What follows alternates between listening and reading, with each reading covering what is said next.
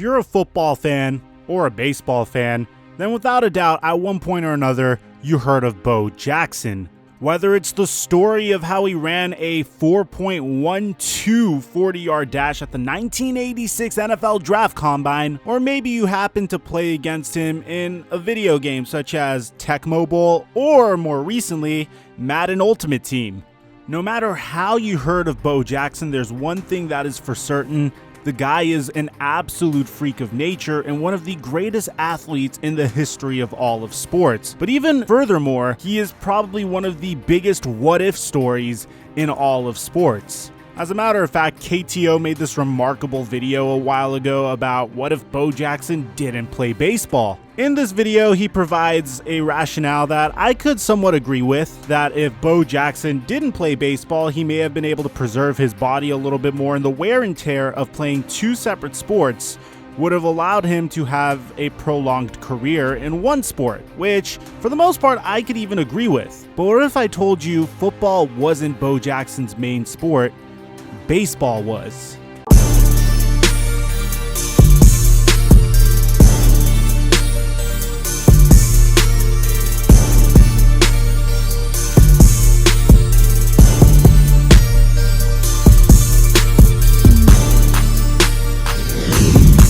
Mic check 1 2 1 2. What's going on, everybody? Your boy Microphone back again with another video. Guys, if you're new to the channel, make sure you drop a like and subscribe, as we are almost at 50,000 subscribers. And if this video hits 3,000 likes, I will be doing the exact same video, only for Deion Sanders.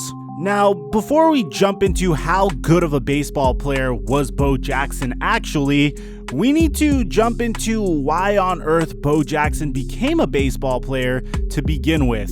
So let's go back to the 1986 NFL Draft. The team that held the #1 overall pick that year was the terrible, horrific Tampa Bay Buccaneers. Now, I know you look at the Tampa Bay Buccaneers nowadays and say, okay, they aren't the best, but they aren't completely clueless. And of course, they recently acquired Tom Brady. But prior to the acquisition of Tom Brady, we can agree that the Tampa Bay Buccaneers as a franchise is average, not below average, not horrific, but just average. Well, back in the 1986 NFL season, the best way I could describe those Tampa Bay Buccaneers is very similar to how I could describe the Cleveland Browns that were coached by Hugh Jackson. They were abysmal. They were clueless as to how to even assemble a team, and this was largely due to the fact that they completely mismanaged the talent that they even had. For example, in the 1980 NFL season, which, by the way, the Tampa Bay Buccaneers sucked all the way from then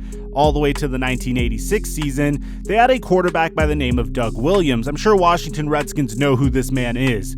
He was the only starting African-American quarterback in the NFL at the time, and during his tenure with the Tampa Bay Buccaneers, he was only paid $120,000 a year, which was the lowest starting salary for a starting quarterback in the league. He was getting paid less than 12 backups in the NFL were getting paid as well. So after the 1982 season, Doug Williams asked for a $600,000 contract, but the Tampa Bay Buccaneers owner Hugh Culverhouse refused to budge from his initial offer of $400,000 despite protests from his head coach.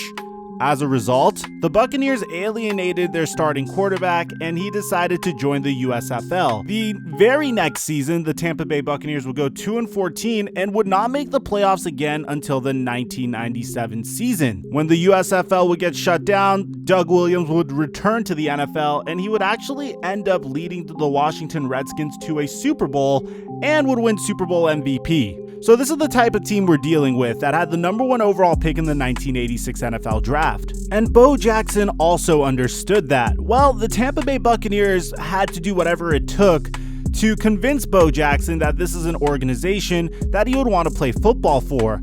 And honestly, they completely botched that goal as well. What happened was the Tampa Bay Buccaneers flew out Bo Jackson over to their team facility and told him that the visit was NCAA approved. Only the problem was, it wasn't a NCAA approved visit.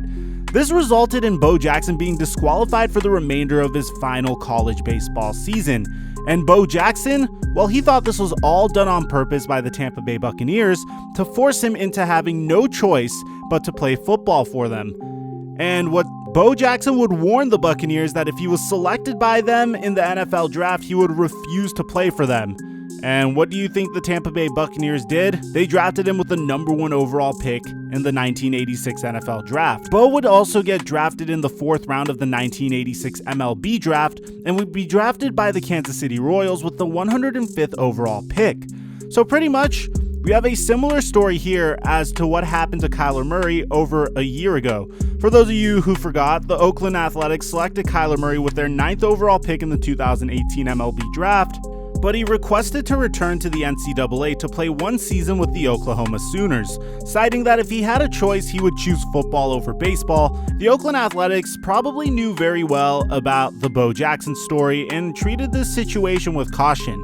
As a result, they did their best to do whatever it took to not alienate their brand new top 10 draft pick, so they granted him his wish. But the Oakland Athletics could have never imagined that Kyler Murray would have a remarkable season under center for the Sooners, throwing for over 4,300 yards, 42 touchdowns, and 8 interceptions, to go along with 1,000 yards rushing and 12 touchdowns on the ground. We all know how the rest of the story goes. Cliff Kingsbury gets hired by the Arizona Cardinals, decides to punt on Josh Rosen, who was selected with a 1st-round pick the year before, and drafts Kyler Murray with the #1 overall pick. Now, if you read up on Bo Jackson, you would assume that he is the biggest what-if story in all of sports. Armchair sports analysts and doctors around the world would like to assume that if Bo Jackson never got injured, he would have made it to both the MLB and NFL Hall of Fame. Bo Jackson's NFL career would span an extremely short 4 years, as he played a position in the NFL that was notorious for having an extremely short shelf life. I say in my videos quite consistently that most halfbacks don't last past the age of 30, unless if you're a freak of nature like Frank Gore. During his time in the NFL, Bo Jackson would rush for 2,782 yards during his short 4-year career, for an average of 5.4 yards per carry, and scored a total of 18 touchdowns.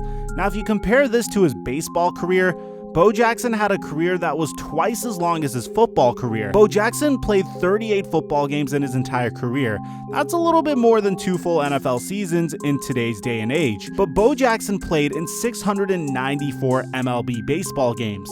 Now, of course, there's 2 different seasons, and there's way more baseball games in a season than there are football games in a season, but regardless, he has played significantly more baseball than he has football. But how good was Bo Jackson at the game of baseball? Well, in his first season for the Kansas City Royals, he had a batting average of .207. To give you an idea, Michael Jordan batted a .202 in his baseball attempt for the Birmingham Barons. But that's the thing, Bo Jackson batted a .207 in the majors, whereas Michael Jordan batted a .202 in the AA minors. But as years would progress, Bo Jackson would get better and better, as in 1987 his average went up to .235 despite having more than 4 times as many at-bats. And as he was given more at-bats, his averages would go higher and higher. I'd say his best season was the 1989 season, where he had 132 hits, 15 doubles, 6 triples, 32 home runs, and 105 RBIs. But Bo Jackson wasn't known in the sports world for his power. He was known for his speed. So that season he was able to contribute 26 stolen bases as well. But the year after that, he had a fairly productive season as well. In 405 at-bats, Bo Jackson got on base 110 times in total, had 28 home runs, and 78 RBIs. This was the year that he had the second best batting average of his entire career, with a .272. Bo Jackson would sustain a career-altering injury in January of 1991, and after that, he would see his role decrease dramatically. He was still a decent player in the 1993 and 1994 season, but he clearly wasn't the player that he once was.